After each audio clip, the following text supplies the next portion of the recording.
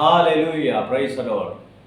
യേശു കർത്താവിൻ്റെ അതിഭയങ്കരമായ അതിശയകരമായ ശ്രേഷ്ഠമായ നാമത്തിൽ എല്ലാവർക്കും സ്നേഹവന്ദനം. നമ്മുടെ ദൈവം വാഗ്ദത്തങ്ങളിൽ വിശ്വസ്തനും വാക്ക് പറഞ്ഞാൽ മാറാത്തവനുമാണ്. ദൈവത്തിൻ്റെ വാഗ്ദത്തങ്ങൾ എത്ര തന്നെ ഉണ്ടെങ്കിലും അത് അവനിൽ എന്നത്രേ. അബ്രഹാം ദൈവത്തിൽ വിശ്വസിച്ച് അവൻ നീതിയായി കണക്കിട്ടു.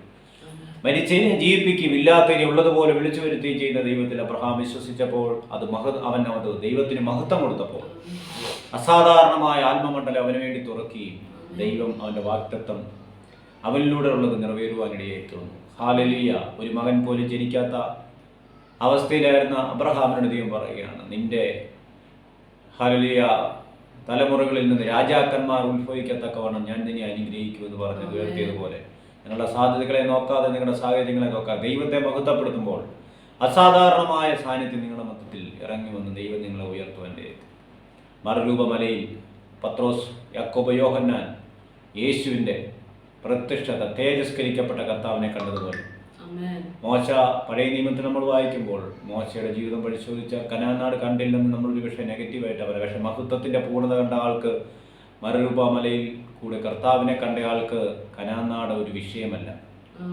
ദൈവത്തിൻ്റെ സന്നിധിയിലേക്ക് അവൻ കയറിപ്പോയതിൻ്റെ തെളിവാണ് പുതിയ നിയമം നമ്മൾ വായിക്കുമ്പോൾ മറുരൂപമലയിലെ ഏലിയാവും മോശയും വന്നു, പത്രോസ്, യാക്കോബ്, യോഹന്നാൻ അവരെ കാണുകയുണ്ടായി. നമ്മുടെ ജീവിതത്തിലെ കഷ്ടങ്ങൾ നമ്മളെ തീരുവാനല്ല, ഒരു ഉയർന്ന തലത്തിലേക്ക്, ഒരു ഹയർ തലത്തിലേക്ക് നമ്മളെ ഉയർത്തുവാനാണ് നമ്മുടെ ജീവിതത്തിൽ ചില അസാധ്യ മേഖലകൾ തുടർന്നത്. ഹല്ലേലൂയ. വരുന്നു നാഥാ അങ്ങേ കാണുവാൻ, വരുന്നു പ്രിയനേ നിൻ ശബ്ദം കേൾക്കുവാൻ, ഇതിലും ആഴമായി അങ്ങേ സ്നേഹിപ്പാൻ, ഇതിലും ആഴമായി അങ്ങേ സേവിപ്പാൻ.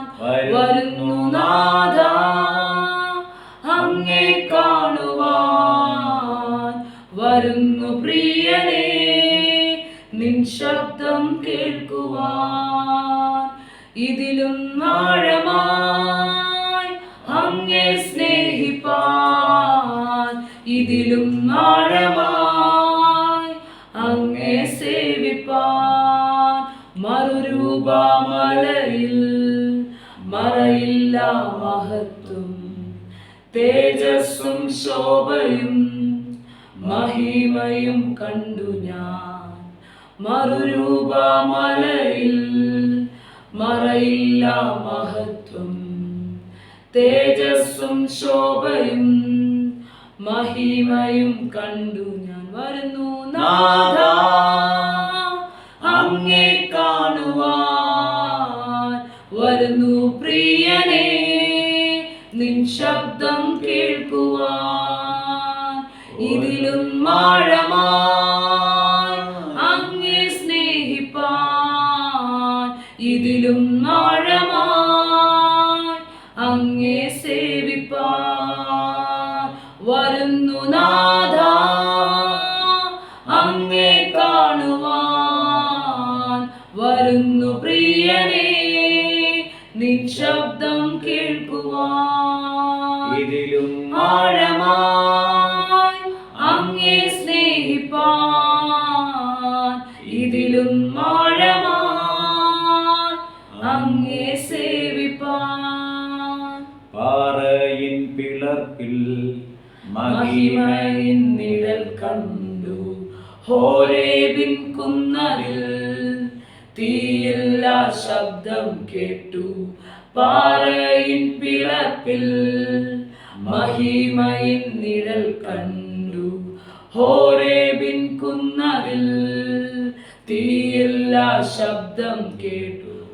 വരുന്നു നാഥാ അങ്ങേ കാണുവാൻ, വരുന്നു പ്രിയനേ നിൻ ശബ്ദം കേൾക്കുവാൻ, ഇതിലും ആഴമായി അങ്ങേ സ്നേഹിപ്പാൻ, ഇതിലും ആഴമായി അങ്ങേ സേവിപ്പാൻ. വരുന്നു നാഥാ അങ്ങേ കാണുവാൻ, വരുന്നു പ്രിയനേ നിൻ ശബ്ദം കേൾക്കുവാൻ. ഇതിലും ആഴമായി അങ്ങേ സ്നേഹിപ്പാൻ, ഇതിലും ആഴമായി അങ്ങേ സേവിപ്പാൻ. ഹല്ലേലൂയ. മറുരൂപമലയിൽ പത്രോസ്, യാക്കോബ്, യോഹന്നാൻ ഹല്ലേലൂയ തേജസ്കരിക്കപ്പെട്ട കർത്താവിനെ കണ്ടതുപോലെ യേശുക്രിസ്തുവിന്റെ വസ്ത്രം വെണ്മയുള്ളതായി തീരുവാനിടയായി തീർന്നു.